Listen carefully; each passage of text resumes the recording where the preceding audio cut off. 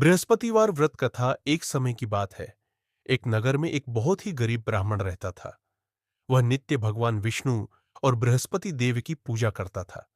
उसकी पत्नी बहुत कंजूस थी और किसी को भी दान दक्षिणा नहीं देती थी। ब्राह्मण उसे बहुत समझाता था, लेकिन उस पर कोई असर नहीं होता था। एक गुरुवार को ब्राह्मण भिक्षा मांगने गया। उसे एक धनी व्यक्ति मिला, जिसने उसे बहुत सारा धन और अनाज दान में दिया। ब्राह्मण बहुत प्रसन्न हुआ और घर आकर अपनी पत्नी को सारी बात बताई।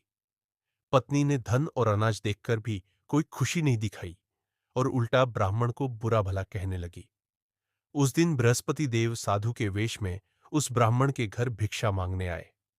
ब्राह्मण की पत्नी ने साधु को भीख देने से इनकार कर दिया और उसे खरी खोटी सुनाई। साधु ये देखकर बहुत दुखी हुए और उन्होंने ब्राह्मण से कहा, तुम एक नेक व्यक्ति हो, लेकिन तुम्हारी पत्नी बहुत ही घमंडी और कंजूस है। इसका फल उसे अवश्य मिलेगा।